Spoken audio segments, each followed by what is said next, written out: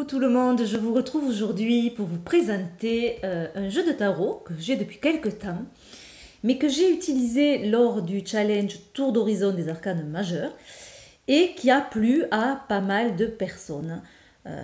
Donc du coup, j'ai décidé de vous faire une petite présentation de ce jeu, qui est donc le tarot de verre d'Elisabetta Trevisan, je ne sais pas comment ça se prononce. Alors, c'est un jeu de chez Lo Scarabeo. Donc, vous le trouvez également en anglais sous le nom, me semble-t-il, de Crystal Tarot. Et si vous le prenez en anglais, peut-être que vous l'avez moins cher. Et comme c'est Lo Scarabeo, vous aurez le livret multilingue pareil. Voilà, donc boîte Lo Scarabeo, hein, qui est pas super, qui a déjà quelques marques d'usure. Bon, c'est vrai qu'il n'est pas neuf comme jeu, mais voilà. Bon. Voilà. Alors, le petit livret. Voilà, oui, c'est bien ça, Crystal Tarot. Alors, il y a plusieurs langues. Donc, nous, le français, c'est ici. Donc, vous avez la signification des arcanes majeurs. Alors, il y a un mot-clé. C'est-à-dire qu'il n'y a pas le nom de l'arcane, mais plutôt, par exemple, pour le battleur, c'est la volonté. Et on ne retrouve pas le nom du battleur. Alors ensuite, c'est une phrase qu'il y a. Par exemple, c'est l'aspect de l'homme qui décide de son sort, à la fois motif et outil du dépassement de son état. Voilà. Donc pour les débutants, c'est peut-être un petit peu... peut-être pas assez concret. Voilà. Et ensuite, on a les arcanes mineurs, donc les coupes. Alors pareil, il y a un nom. Pour le roi de coupe, c'est l'intellectuel. Pour la reine de coupe, c'est la maîtresse. Cavalier de coupe, c'est l'ami. Valet de coupe, c'est le confident. Et pareil, sur, par exemple, le 8 de coupe, maturité, 7 de coupe, imagination. On a toujours quand même un mot-clé qui est donné à chaque carte. Voilà. Et ensuite, ce sont des tirages. Voilà. Il y a un tirage qui s'appelle le miroir. Je vous avouerai que je ne l'ai jamais testé. Et voilà. Bon, voilà pour le petit livret. Pour les cartes maintenant. Bon, première carte de présentation. Le dos des cartes. Voilà, donc qui est réversible pour ceux qui utilisent envers et endroit. Alors, il y a une bordure, vous le verrez mieux sur les cartes, que je n'ai pas enlevée, mais qui me gêne quand même. Alors, je ne l'ai pas enlevée, pourquoi? Parce que déjà, ce jeu, il y a fort longtemps que je l'ai, et qu'à ce moment-là, je n'enlevais pas les bordures, je gardais les jeux tels quels. Voilà. Et puis, vous allez voir que qu'il y a des dépassements, on va dire, sur la bordure. Il y a toujours comme un petit art de cercle de chaque côté. Et que du coup, je vais le couper. Et puis, là aussi, il y a une reprise de l'image juste après. Pareil pour le haut. Donc, elles ne sont pas si faciles que ça à couper, ces cartes. Voilà. Alors, regardez les illustrations. Elles sont magnifiques. Donc là, on a le fou. Alors, il y a beaucoup de choses dans les illustrations. Certains vont peut-être le trouver un jeu très chargé. Effectivement, il y a...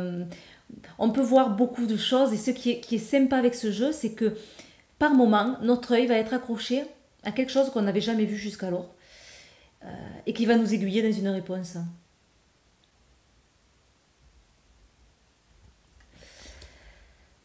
Le battleur.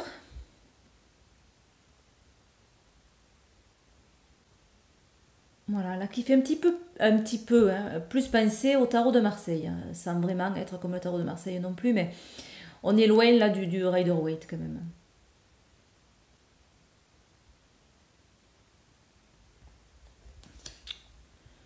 La papesse, je l'adore. Elle est magnifique. Il y a une pureté dans son visage qui est waouh, sublime. C'est une métisse. Voilà, on a quand même le livre qu'elle tient et qu'elle ne regarde pas. On a une lune. Voilà, vous voyez, il y a beaucoup, beaucoup, beaucoup de choses. Alors, où ça plaît pas.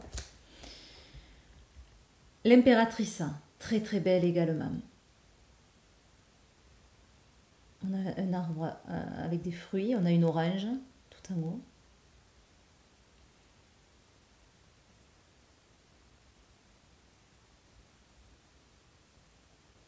On a un oiseau aussi là.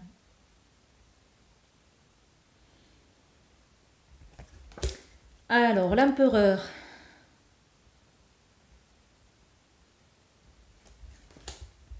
Le pape.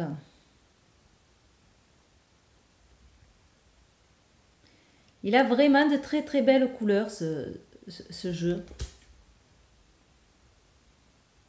Les amoureux, donc là c'est les amants, la traduction. Donc là on n'est pas du tout par rapport au tarot de Marseille, hein, on est plus du côté Rider-Waite.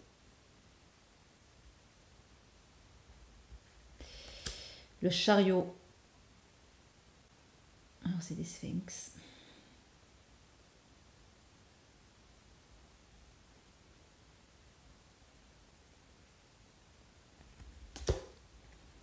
La justice, elle est très belle cette justice. Donc l'épée, la balance. Une superbe robe.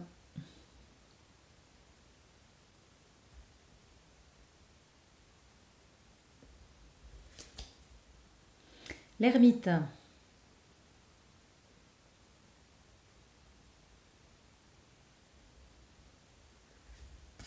La roue. La force. Donc on retrouve, c'est très bien, la force en 11 et la justice en 8, comme je préfère, hein, je vous avouerai. Donc voilà, ça c'est chouette.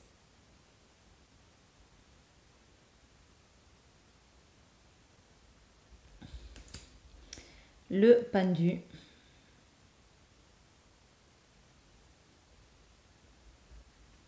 De très belles couleurs aussi sur ce pendu. La tempérance. Ah, c'est pas dans l'ordre.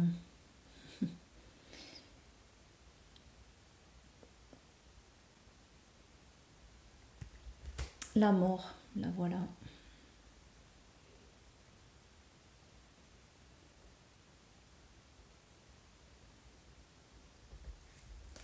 Le diable. Qui a une queue de serpent.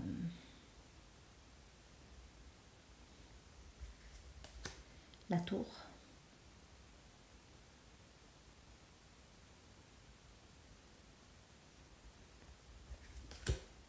L'étoile, donc vous l'avez déjà vu cette étoile sur mon challenge, pour ceux qui ont suivi le challenge, voilà, qui est très très jolie, donc j'y reviens pas dessus. Hein. La lune, très belle aussi. Elle a un petit côté maternel, je trouve, cette lune. Voilà, mais la lune est un archétype féminin, et on le ressent mieux, je trouve, dans cette carte.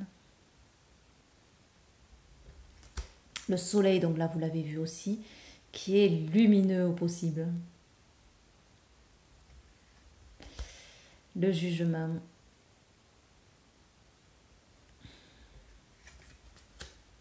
Le monde, qui est sympa aussi, on dirait qu'elle sort du lit. Elle s'étire, elle s'éveille à la vie. C'est assez sympa. Alors, pour les séries, on n'a pas de couleur prédominante pour les séries. C'est tous plus ou moins dans la même teinte. Alors, je ne vais pas toutes vous les montrer. Voilà l'as, qui est très très beau, l'as de coupe. Voilà, avec deux papillons. Un sur la coupe et un en l'air. très joli. Le 2, j'aime bien aussi. Alors, il y a une lune et il y a un soleil. Donc, on a cette union des opposés, un petit peu comme dans la carte de l'amoureux. Et je trouve ça assez sympa. Alors, vous voyez qu'ils ne sont pas illustrés et qu'en même temps, ils sont semi-illustrés. Il y a certaines choses qui vous aident à l'interprétation. Voilà, je ne vais pas toutes vous les montrer. On va regarder les cartes de cours. Donc, le valet. On retrouve le papillon. Le cavalier. Avec une superbe coupe. La reine qui est sublime. Toujours le papillon au-dessus de la coupe. Elle est très très belle. Hein. Et le roi. Voilà, ensuite,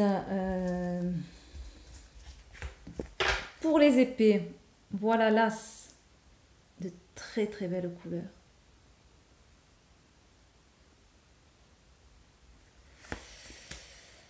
Le 2, une épée en l'air, une épée plantée dans le sol. On va passer assez rapidement. Alors, on a le valet qui est sur un jeu d'échecs. Le cavalier qui est quand même immergé dans l'eau. La reine.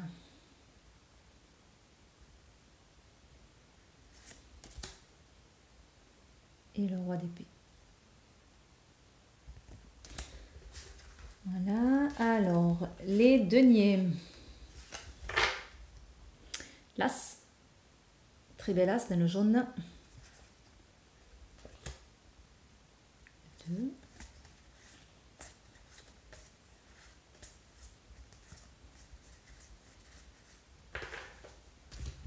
Le valet. Le cavalier. Alors, on voit en même temps sous la terre et au-dessus de la terre. On voit les racines.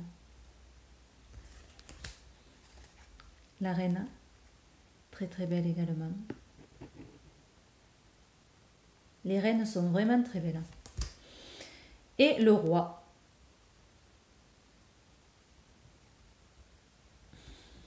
Et enfin, la dernière série, les bâtons. Encore de très jolies couleurs.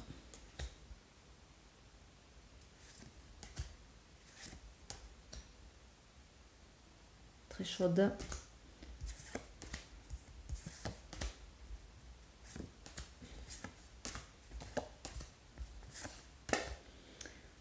Le valet de bâton.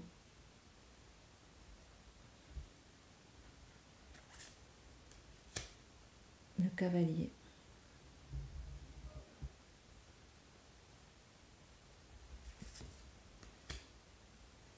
La reine. Très belle également. Et enfin, le roi de bâton qui a le pied sur le lion. Voilà donc pour ce jeu. La qualité, Lo Scarabeo. Hein, si vous avez l'habitude des jeux Lo Scarabeo, c'est vraiment voilà, la même qualité. Voilà, donc c'est un jeu très lumineux qui est fait un petit peu comme ça avec des vitraux et qui est assez agréable et assez parlant. Je le trouve vraiment très bien pour travailler son intuition, ce jeu. Voilà. Parce qu'il y a beaucoup de petits détails où l'œil va s'accrocher. Et voilà.